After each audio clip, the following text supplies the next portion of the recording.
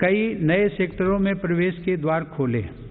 सरकार ने startups intellectual property protection programme के माध्यम से पेटेंट और ट्रेडमार्क से जुड़ी प्रक्रियाओं को आसान बनाया है, उन्हें नई गति दी है। इसी का परिणाम है कि इस वित्त वर्ष में पेटेंट के लिए लगभग 6,000 और ट्रेडमार्क के लिए 20,000 से ज़्यादा आवेदन किए गए।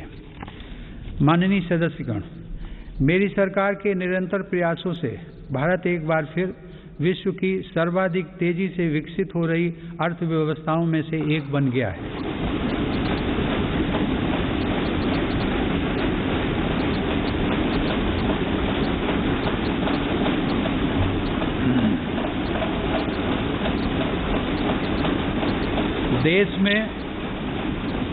देश में जीएसटी कलेक्शन पिछले कई महीनों से निरंतर 1 लाख करोड़ रुपए से ऊपर बना हुआ है।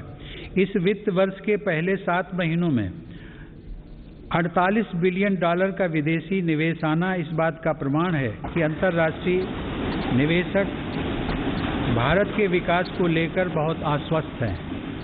भारत का विदेशी मुद्रा भंडार भी इस समय $630 बिलियन से ऊपर है। हमारा निर्यात भी तेजी से बढ़ रहा है और पिछले रिकॉर्ड टूट रहे हैं। 2021 में अप्रैल से दिसंबर के दौरान भारत का गुड्स निर्यात लगभग $300 बिलियन यानी 22 लाख करोड़ रुपए से अधिक रहा है, जो कि 2020 की इसी अवधि की तुलना में 1.5 गुना ज़्यादा है। मेरी सरकार ने मैन्युफैक्चरिंग सेक्टर में मौजूद संभावनाओं को साकार करने और युवाओं को नए अवसर देने के लिए 1,97,000 करोड़ रुपए से ज़्यादा के निवेश से 14 महत्वपूर्ण PLI स्कीम्स शुरू की हैं। ये PLI स्कीम्स न केवल भारत को ग्लोबल मैन्युफैक्चरिंग हब के रूप में स्थापित करने में मदद करेंगी, बल्कि रोजगार के 60 लाख से अधिक अवसर भी उपलब्ध कराएंगे।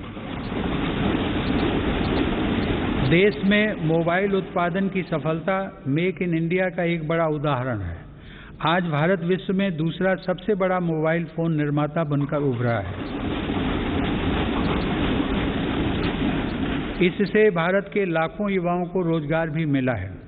हमारा देश इलेक्ट्रॉनिक और टेक्नोलॉजी हार्डवेयर के क्षेत्र में ग्लोबल लीडर बने, इसके लिए सरकार ने सिलिकॉन और compound semiconductor fabrication, display, FAB, chip design और इनसे जुड़े वेंचर्स के लिए हाल ही में 76,000 करोड़ रुपए का पैकेज भी घोषित किया है।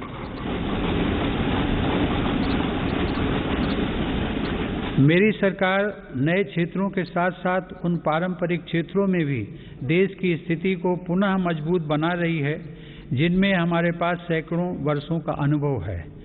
इसी दिशा में मेरी सरकार द्वारा वस्त्र उद्योग के विकास के लिए करीब 4,500 करोड़ रुपए के निवेश से 7 मेगा इंटीग्रेटेड टेक्सटाइल रीजन और अपैरल पार्क बनाए जा रहे हैं। इससे देश में इंटीग्रेटेड टेक्सटाइल वैल्यू चेन तैयार होगी। ये मेगा टेक्सटाइल पार्क्स भारतीय तथा विदेशी निवेशकों को भी आकर्षित करेंगे और रोजगार के लाखों नए अवसर पैदा करेंगे। माननीय सदस्यगण, भारत की समृद्धि में बड़े उद्योगों के साथ सूक्ष्म एवं लघु उद्योगों की भूमिका बहुत महत्वपूर्ण है। हमारे MSMEs हमारी अर्थव्यवस्था का मेरुदंड रहे हैं और आत्मनिर्भर भारत को गति प्रदान करते रहे हैं। कोरोना काल में MSMEs को संकट से बचाने और जरूरी क्रेडिट उपलब्ध कराने के लिए सरकार ने 3 लाख करोड़ रुपए के कोलेटरल फ्री लोन्स की व्यवस्था की। हाल के अध्ययनों से यह स्पष्ट हुआ है कि इस योजना की सहायता से 13.5 लाख MSME यूनिट्स को जीवन दान दिया गया और 1.5 करोड़ रोजगार भी सुरक्षित किए गए। जून 2021 में सरकार 3 लाख करोड़ रुपए की इस गारंटी को बढ़ाकर 4.5 लाख करोड़ रुपए कर चुकी है। MSME सेक्टर को विस्तार प्रदान करने तथा इस सेक्टर के लिए अवसर बढ़ाने हेतु कई नीतिगत फैसले भी लिए गए हैं। MSMEs की नई परिभाषा से छोटे उद्योगों को आगे बढ़ाने में मदद मिल रही है। सरकार ने थोक और खुदरा व्यापारियों व स्ट्रीट वेंडर्स को उद्यम पोर्टल पर रजिस्टर करने की अनुमति भी दी है, ताकि उन्हें प्रायोरिटी सेक्टर लेंडिंग का लाभ मिल सके। मैं खादी की सफलता का भी विशेष उल्लेख करूंगा। आज़ादी की लड़ाई में बापू के नेतृत्व में देश की चेतना का प्रतीक रही खादी एक बार फिर छोटे उद्यमियों का संबल बन रही है।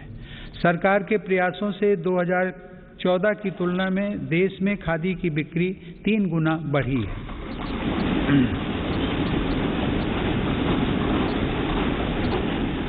माननीय सदस्यगण, किसी भी देश के विकास का आधार वहाँ का इंफ्रास्ट्रक्चर होता है। मेरी सरकार की दृष्टि में इंफ्रास्ट्रक्चर सामाजिक असमानता को पाटने वाला सेतु भी है। इंफ्रास्ट्रक्चर पर होने वाले निवेश से न केवल लाखों नए रोजगार पैदा होते हैं, बल्कि इसका एक गुणात्मक प्रभाव भी होता है।